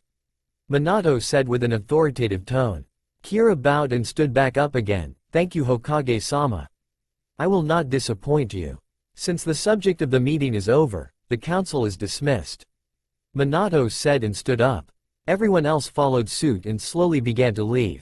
Hiashi approached Kira as everyone was leaving. Kira-san, unsurprisingly, I'm curious about you. Minato is a very close friend of mine, and he has never mentioned anything about you, he said in a flat tone. I'm not accusing you of anything, just telling you that the Hyuga will keep an eye out. The only reason I'm not openly doing anything is that I trust Minato's judgment. Do not give me a reason to act. He finished with a slight amount of killing intent, before walking away. Phew, that was rough. I didn't expect him to be such an asshole even with his brother alive. Kira said under his breath. He's an asshole to you because he doesn't trust you. He's the head of the strongest clan in the village. After the Hokage, he feels like it's his duty to protect the village. Obviously he doesn't trust you, and your pathetic excuse of a backstory. Jubi shed some light on Hiashi. It did make sense when Kira thought about it. Kira gave a heavy sigh and walked out and into the streets of Konoha, having no further plans for the day. He would start training with Kakashi tomorrow, and he didn't feel like independent training at the moment. He went to his usual spot at the top of the Hokage monument to think. It was too long since he had suppressed his feelings. He needed to come to terms with them. He needed to understand that these people weren't his friends, these people weren't his teachers, these people weren't his village. He died every single time he remembered those. Brat, don't beat yourself over it. You've come here to protect them. To save what you couldn't. Don't disgrace the memories of your people. Kira felt broken. His one mission in life was to protect his precious people. His nindo, his identity, his self was lost. He was in the middle of his existential crisis when he just said, "It's not a good idea to sneak up on a ninja." A moment later a figure walked up behind him and stated calmly, "You're in my spot." "My apologies," Kira said and prepared to leave when the figure sat beside him. "I never said you had to leave, just that you were in my spot." Kira noticed the person beside him and saw a woman of about his age who wore chain mesh bodysuit under a tan coat and a short skirt. She had a brown hair in a spiky ponytail and had a box of dango with her.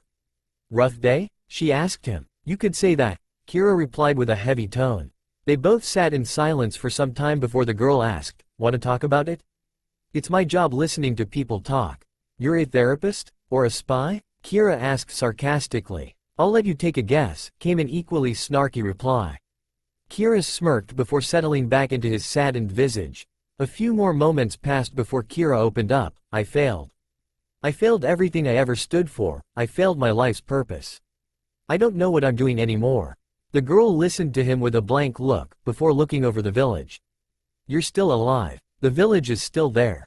As long as you, a ninja of Konoha, lives, while Konoha still stands, you will always have a purpose."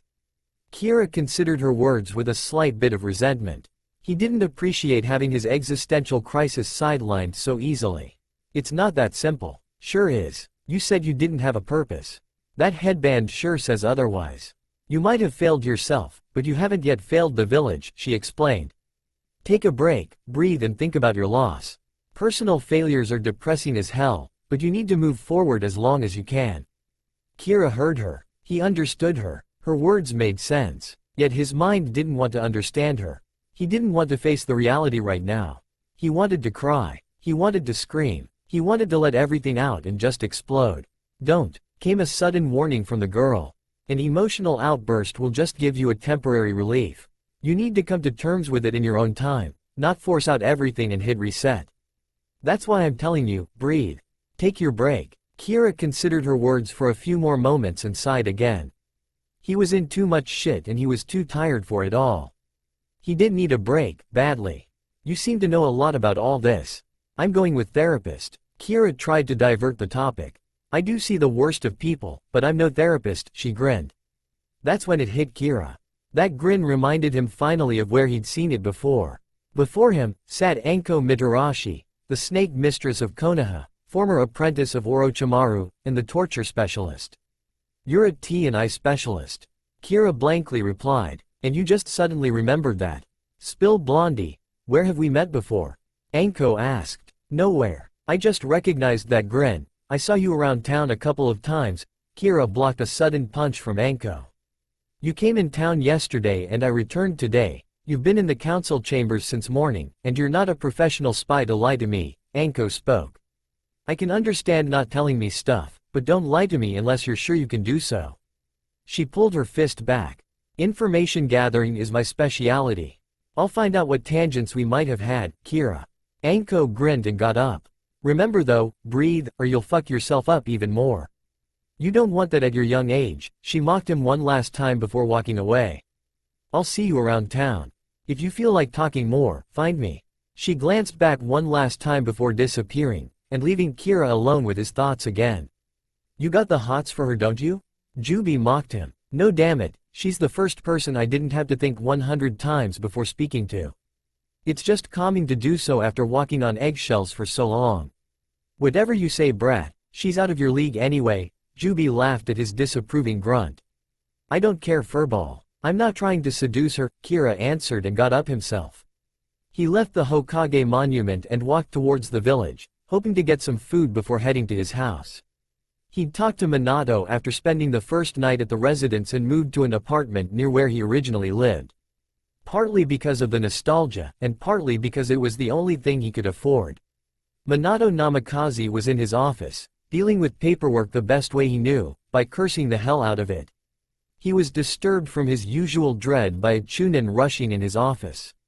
Hokage-sama, there's an emergency, he screamed. Minato looked up and motioned for him to go on. Hokage-sama, the team we sent to inquire the disappearances have just sent a distress message. They have reason to believe that Orochimaru is involved and are requesting backup for their mission. The messenger seemed hysteric. Calm down first, Minato said and frowned. This was serious. Get me Kakashi and tell him to get Kira and report here now. The messenger nodded and ran out. Bear, Minato said calmly. A moment later an Anbu with a bear mask landed in his office. You're to accompany Kakashi and Kira in this mission. Wait for the other two for the official debrief, Minato ordered. If there was Orochimaru involved then this mission would be very dangerous. He knew it was a gamble sending in Kira, but he was willing to take his chances. Minato was looking over the mission file before his eyes widened. The team requesting backup for a supposed Orochimaru situation was led by Uchiha Hiro, one of the few Uchiha who had unlocked the Mangekyo. Kira and Kakashi stood before Minato in his office. The mood was a bit serious as seen by Minato without his usual carefree look, replaced by cold and calculating eyes. He was looking over the reports and the original mission file. A village few days out had sent an investigation request due to a series of unresolved missing persons case. The mission was supposed to be C-rank recon, but the hugely unknown elements in the mission had Minato send in Uchiha Hiro, one of his stronger Junin accompanied by a couple of rookie Chunin.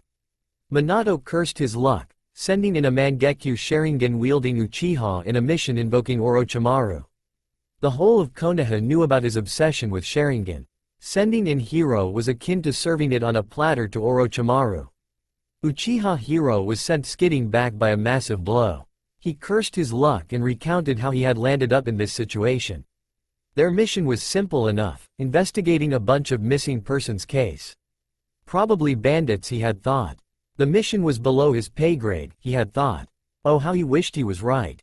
They had trailed back the missing persons at night when they saw an active abduction take place. They saved the person being abducted and then Hiro cast a genjutsu on the kidnapper, making him think he was successful in kidnapping, and the team followed him back to his base of operations, a hidden cave that had a lab inside. Looking around for a few minutes they soon realized that this base was a hidden base of none other than Orochimaru, which was when they decided to send a distress signal. The distress signal was one of the newest implementations of Minato. A special seal was given to the team leader of every mission where the details were highly unknown. The seal, when activated, would notify the mission headquarters back in Konoha, along with a short message. In this case the message was, Orochimaru's lab. Kidnapped to experiment. Shortly after the message they had retreated, but while heading back they were discovered by a mook, who proceeded to scream his head off to call attention, which it did. They were discovered and quickly attacked by a bunch of shinobi and managed to retreat but were heavily injured. The attacking shinobi led off their assault, but they had already saw the Sharingan and had no doubt retreated to bring a bigger force to capture the team. They managed to hide in a small cave a bit far from the base but couldn't do much more due to one of the Chunin being injured. That was almost half a day ago. The other Chunin knew basic medical techniques and had stabilized his counterpart enough for them to move, when they were discovered. Uchiha Hiro came out of the cave, Sharingan blazing and ready to protect his teammates with everything he had. He noticed at least 5 shinobi, flanking a lone person who seemed to be their leader. The leader was a large, muscular man with long spiky and wild brown hair, with equally huge arms littered with scars. He was looking at Hiro with a menacing grin and his flanks were all laughing. "Come with us Uchiha and we'll spare your pathetic teammates. You don't want to be the cause of death of 2 young budding shinobi, do you?" The leader laughed. Hiro grit his teeth. He could easily take on the 5 shinobi, who looked to be Chunin at best, without breaking a sweat, but that leader was giving him a bad vibe. Maybe in a one-on-one he could take him down, but he had backup, and Hiro and to protect his team as well. Everything was looking bad for Hiro. Well, what's it going to be, pink eyes? The leader bellowed and his flanks laughed even harder. Hiro stood still and then calmly took out a katana and stood in a defensive stance. The leader smirked and the supporting cast sprung into action. 3 shinobi rushed to Hiro while 2 remained at the leader's side. The first shinobi attempted to stab him with a kunai and was promptly swat aside with the katana. The second one, following close behind him, tried to make use of Hiro being open and tried to land a punch at his body, which Hiro quickly dodged to the side and jumped back. The third one didn't give Hiro any breathing space as he continued to rush where he was. As soon as he reached Hiro, he threw a smoke bomb right in front of him and created a smokescreen. Hiro saw his action in slow motion and was ready for the smokescreen, but still a bit on alert with his limited vision. From within the smoke, he was suddenly pelted with shuriken and kunai. A crude tactic but effective. He managed to dodge or deflect most of it and jumped out of the smoke. Right into the leader who had his arm cocked back and glowing blue. Hiro was surprised but didn't let it show and aimed his katana to intercept and hopefully cut the attacking arm. Just as the fist was about to reach him and be cut by the blade, the blue glow extended from the fist and hit Hiro squarely in the stomach, launching him back. Hiro corrected himself and landed skidding against the ground, and prepared a jutsu to distract and buy himself time. Kaden.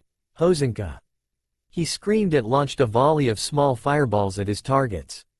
The Hozenka was a personal favorite of Hiro's and it got him out of a lot of terrible situations. The fireballs all flew straight at the targets with a predictable path and were almost all easily evaded, until they curved at the absolutely last second and impacted with their intended targets. 3 of the offending party were hit while the rest still managed to avoid it. The leader was still grinning and his arms still encased in a blue glow, which Hiro saw him blocking a fireball with. It looked to be a very chakra-extensive technique, so he doubted he could use it indefinitely. Hiro glared at the remaining members, and dared them to make a move. This time, the leader himself joined the fray and charged himself. Hiro smirked and sheathed his katana, and charged in. "You're making a big mistake," he muttered under his breath. They met and the leader, obviously the slower of the 2, struggled to land a hit on Hiro. Hiro likewise made glancing blows all over but his adversary just tanked them all. They seemed to be at a stalemate when the leader tried to do his extending fist trick once more, only this time Hiro was ready and used the instance to dodge it and land a kick right in his face, and use it to jump back. While mid-air Hiro flipped and released another fireball, intent to burn the momentarily stunned man below him. The leader managed to recover at the right moment and used his chakra-encased arm to shield himself, but screamed due to his arm getting burns. Hiro landed a little bit farther and was immediately assaulted by the 2 remaining enemies, who launched their own fireballs at him. Hiro tried to dodge but was thrown off by the explosion of 2 fireballs colliding so close to him.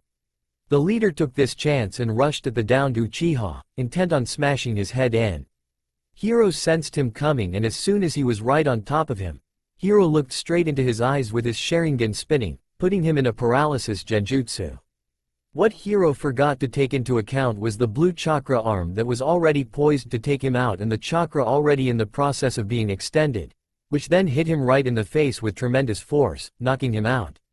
The leader, as soon as the paralysis effects wore off a few moments later, saw this and laughed. What a mighty Uchiha! Taken out by a simple technique that 2 in a taijutsu match. Are you guys sure his Sharingan works? He said mockingly. He went ahead and stomped on the downed Uchiha a couple of times, and then when he was sure he was passed out, bound him and picked him up. When they were about to move away, the leader took a look at the cave and wondered for a moment, before walking away. Torch it! Kira, Kakashi and Bear were rushing through the woods at top speed.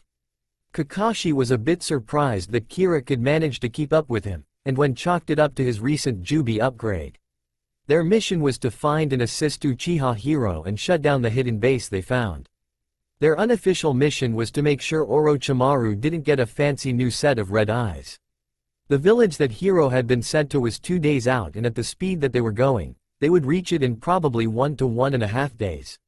When they passed by a clearing, Kakashi suddenly stopped. Kira and Bear landed a few steps ahead of him. What happened, Taiko? Bear asked. Kakashi looked around for something. Kira also started to look around and spotted a burn marks a little ahead. That what you looking for? He asked, heading towards it. Bear and Kakashi both started searching for anything else. This was a site of a recent battle. Kakashi soon found 3 burnt dead bodies and kunai and shuriken scattered around. They were about to move forward after thoroughly searching the area when Bear found a cave. He motioned for everyone to look in the cave, and they went in. As soon as they entered the cave, they smelt something horrible and heard groaning. They fastened their pace and were shocked to find 2 Konoha chunins badly burnt and lying there. One of them seemed to be heavily injured and obviously dead, while the other looked burnt but had signs of life.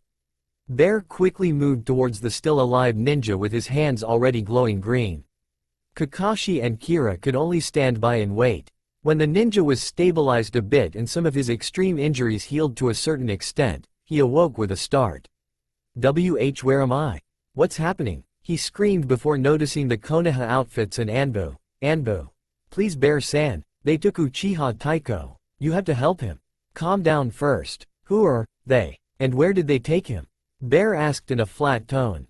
The Chunin filled them in about their discovery of the base and their escape and fight, and then told them about them torching the cave from the outside. A very hasty water wall prevented him from dying, but his already injured teammate was killed. The situation was very tense now. Orochimaru had Hiro within his grasp. They could do nothing but hope to save him before he was killed. For all they know, the abductor had already killed him and plucked his eyes out, but even if there was the slightest chance that hadn't, Kakashi and his team needed to save Hiro at all costs. Bear, is he stabilized enough to be escorted back to Konoha? Kakashi asked. Bear nodded at him. Good. Kira, can you make a shadow clone that lasts a day traveling at top speed? Kira understood his plan and focused for a moment. Suddenly a clone popped into existence. He looked at Kira and saluted before carefully picking up the wounded Chunin and heading out in a dash. Bear, Kira and Kakashi said a silent prayer and then sealed up their comrade's body, and headed out towards the location of the base. At the base, Hiro finally awoke. His first thought upon visualizing darkness consciously was that his eyes were already taken away, but he calmed down when he sensed their presence in his skull. He was blindfolded and bound at the hands and legs and was seated on a chair. He tried to play off still being unconscious to figure out what was around him. I know you're awake, came a man's voice from somewhere beside him. Then will you do me the service of freeing me so I can gut all of you? I promise not to make it painful. Much, came Hiro's proposal. The man laughed. I'm sorry, that would be incredibly disobedient of me. Orochimaru-sama himself is coming here, and I wouldn't want to be the one to disappoint him. Hiro felt a prick in his skin and felt his blood being drawn. How dare you draw my blood, you freak! Hiro shouted and tried to flare his chakra, which was obviously suppressed. Calm down, you're only going to make this more painful for you otherwise, came the man's jovial reply. Hiro knew he couldn't do anything but wait. His fingers were furiously trying to free him but to no avail. He seemed defeated. He briefly thought about using his cyanide pill in his teeth, but then figured that his eyes would still be harvested and his death be for nothing. Hearing that Orochimaru himself was coming here meant that he was certainly going to be blind. At best, he resigned himself to his fate and was almost contemplating killing himself again when he heard a panicked yell somewhere far. The man beside him seemed to notice it as well, judging from his rushed steps away from him. "What's going on out there?" he asked with authority. "We don't know, sir," came a reply from somewhere. "Well then go find out," the man yelled, followed by a few hurried footsteps. Outside of the base was the scene of a massacre, quite literally. Kakashi and Bear were slicing scared mooks right and left, their team choosing to go for the guns blazing route as time was of the essence in this mission. Kira was tasked with picking off any stragglers and look over their backs for any unscrupulous attempts made by Orochimaru's men. Reaching the entrance of the cave, they were finally stopped by the spiky brown-haired man who took down Hiro. Well, the famed copycat himself has come to a rescue mission?" The scarred man mocked them. Bear and Kakashi were about to rush him when they saw a few more of the guards make a perimeter behind him, closing off the entrance. Kakashi told his team, "Bear, Kira, I'll create a distraction and you both head inside. The aim here is extraction, not elimination," Kakashi ordered, not taking his eyes off the enemy. Kira was about to argue, but a hand on his shoulder by Bear shot that down. He turned to see Bear nod. "We will rush at the perimeter and then rush in. Kakashi Taiko will provide cover and engage the enemy here," Bear told Kira. The enemy were getting tired of waiting around.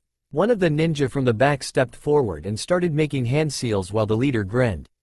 Kakashi and his team got ready to dodge whatever came next, but were caught off guard when hands suddenly burst forth from the ground and caught onto their ankles.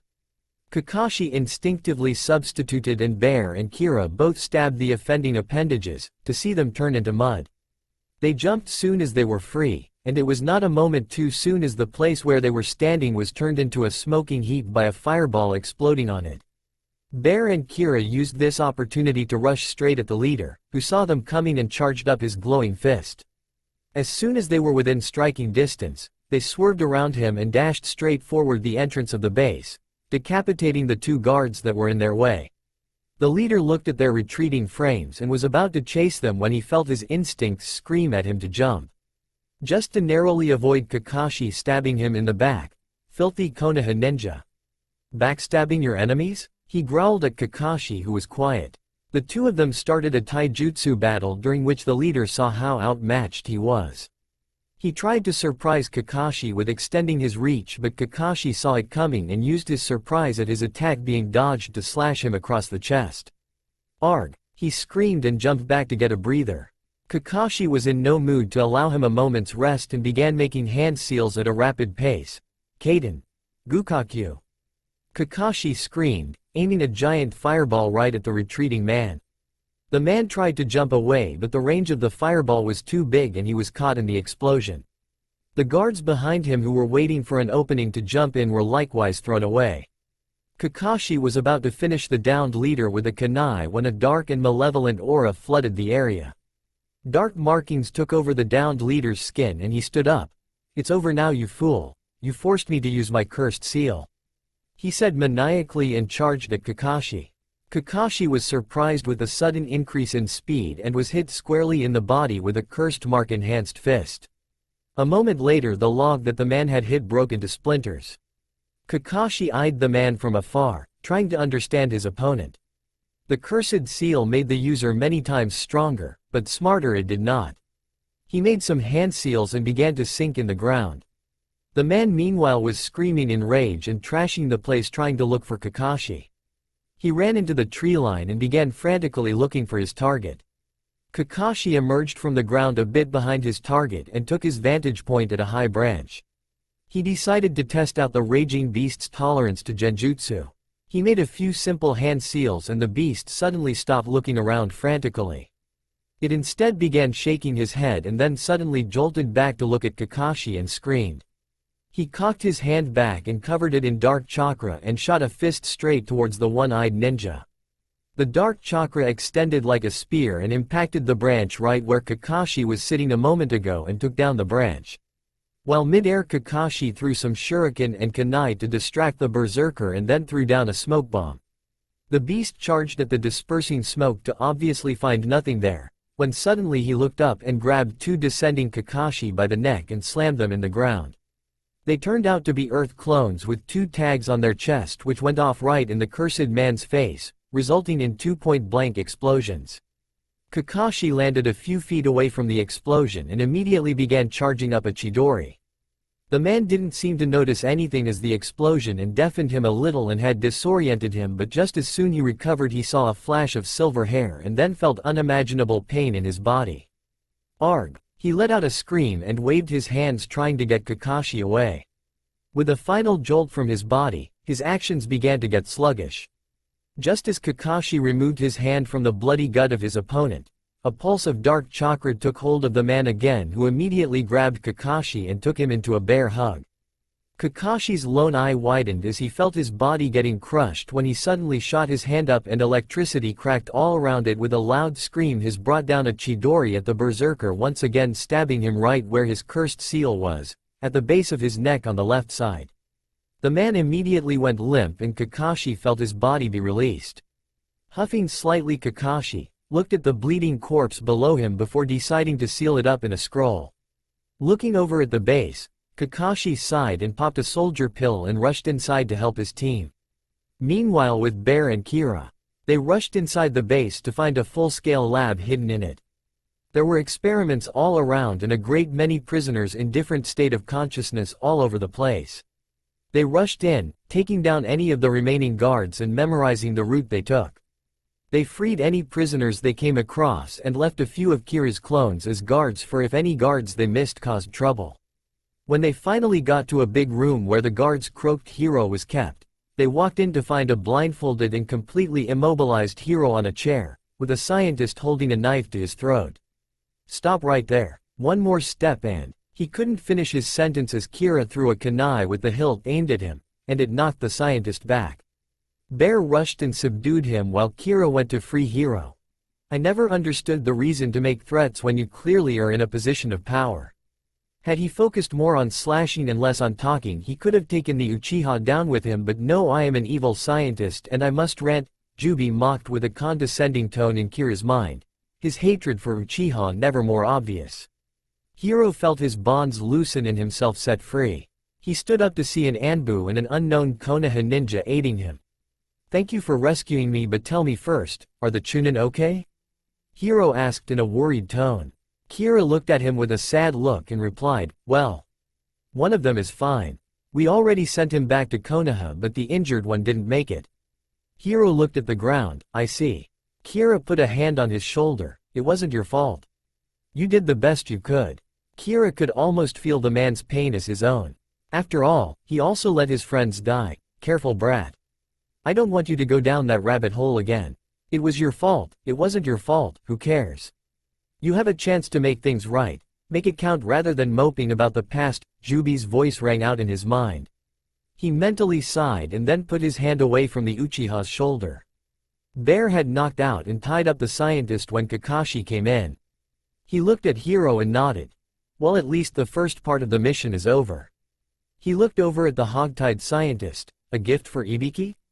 Hiro snorted before Kira made a clone to pick him up and they all began to move out. "Kakashi-san, what of the villagers?" Hiro asked. It was his mission after all. "We have cleared the threat they were facing, they can head back home on their own. We can't afford any other stops before we get back to safe grounds," came his reply. They prepared to leave the base. Kakashi had taken a corpse with him, sealed up. Kira had his clone pick up the unconscious scientist. Bear and Hiro were empty-handed. They rushed out of the base, out into the woods towards Konoha. It was nightfall and the group landed in a clearing about half a day's run from Konoha. "We'll take a short break here. Anyone who wants to rest may do so. We'll leave in 4 hours. Bear and I will keep a lookout," Kakashi said and pulled out a certain orange-colored book. "Kakashi, I think you should rest as well. You're the only one of us who actually had to fight today." Also you took that soldier pill. Rest it out. Bear-san and I will take point instead. Kira pointed out. It did make sense. Bear snickered in response. Slowly Hiro and Kira too joined in. Kakashi glared at them with his lone eye and went and lied down. Hiro too went and lied down. Bear stood guard and Kira took to the trees and sat down on a branch. Focusing a little he created around 12 clones and had them take up different positions around their makeshift camp.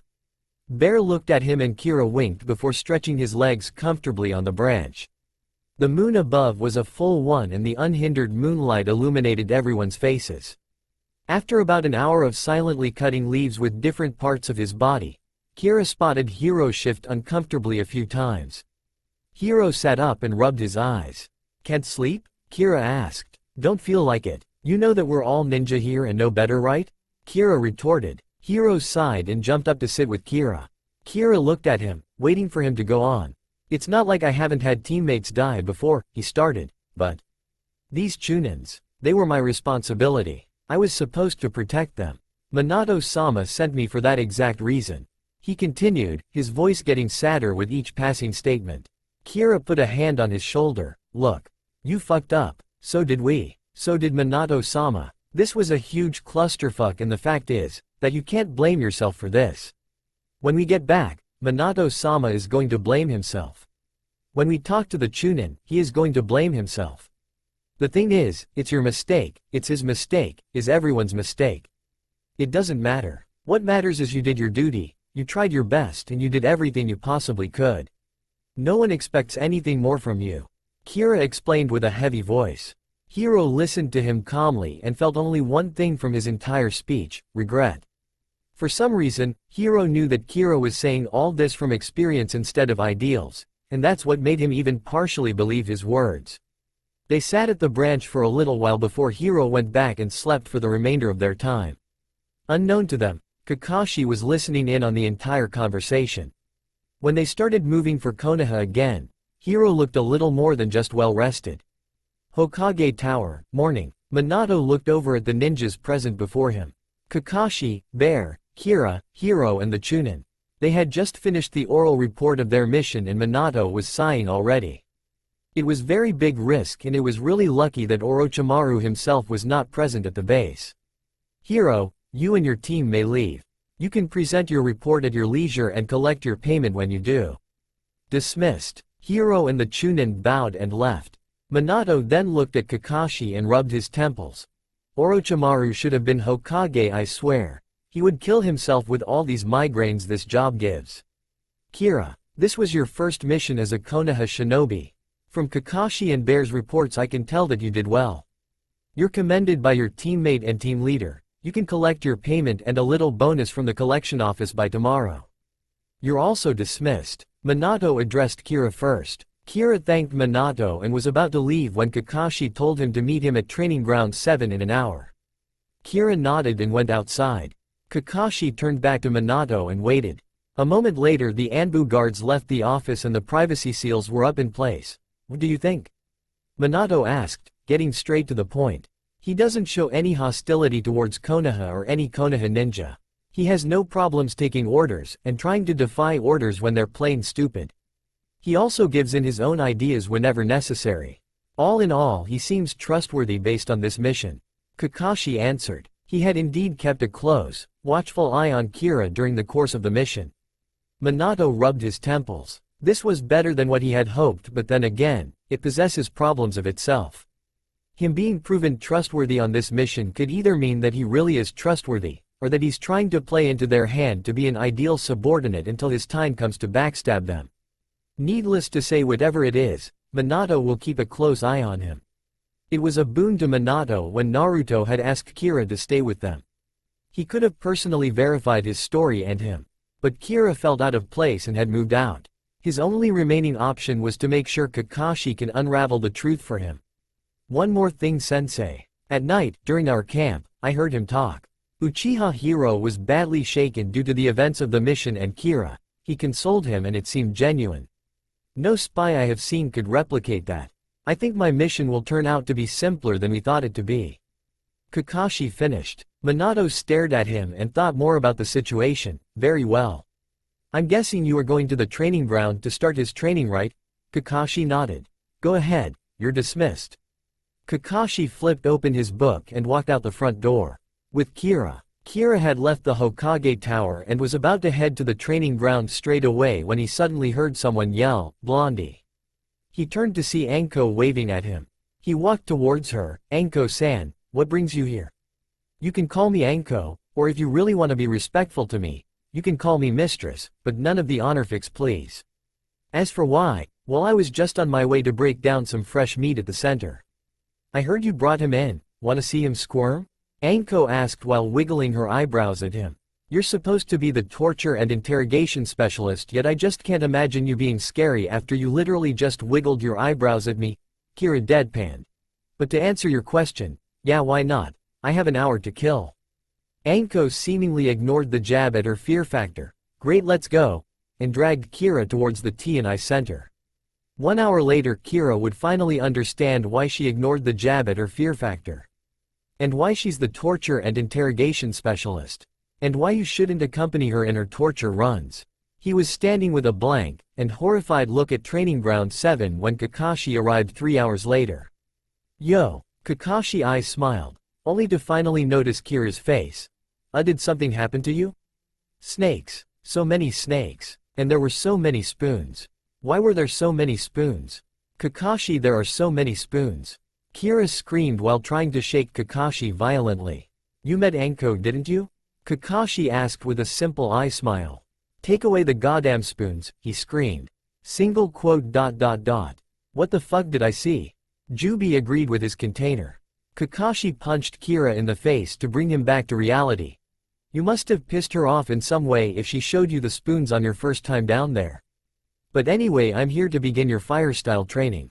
Hearing about training, Kira's eyes turned to normal for the first time in the past 3 hours. "If I knew it only took mentioning fire style once to make you stop replaying the goddamn spoons in your head over and over again, I would have burned your mindscape from the inside out," Jubi groaned from within. Kira stood straight and said with his own crazy look, "Finally. I wanted to learn fire style forever. I have some pretty interesting experiments I want to do with fire and wind style together." Kira began to grin. Kakashi deadpanned. "I think I honestly preferred your spoon crazy than your fire crazy, but anyway." He took out a small stick and threw it to Kira. "Your first step is to mold fire chakra into your hands and try to burn this stick. It'll help you get a feel for fire chakra," and Kakashi was stopped mid-sentence when Kira had already burned the stick in his hand. "You have a fire affinity as well?" Kakashi asked. The Jubi said I gained all 5 basic chakra affinities when he turned from the Kyuubi to the Jubi. "That is indeed interesting. There's a difference in having the ability to learn all 5 nature transformations, and having an affinity towards all nature transformations," Kakashi explained. "Wait, what do you mean?" Kira asked, somewhat confused. "It means that while you don't have the ability to use all 5 chakra natures from the get-go, you have an affinity to learn all 5. While people who suddenly get the ability to utilize all 5 chakra natures, they do so, and in turn don't master them all. They are the people who tend to rely on type advantages to win fights, which will not take them far," Kakashi explained. "While the people who have an affinity towards all 5 natures, they can master the elements. Sure, you will never be as good as the Nidame and his water or Sandame and fire unless you devote your whole life to the element, but you'll be good enough to utilize the subtle nuances of every element. If big flashy techniques of every element could win you a fight, even I would never lose a single fight." Kira snorted at this. "So what you're trying to tell me is that I got it better, right?" Kira asked. "In a way, it depends on how you fight at the end of the day."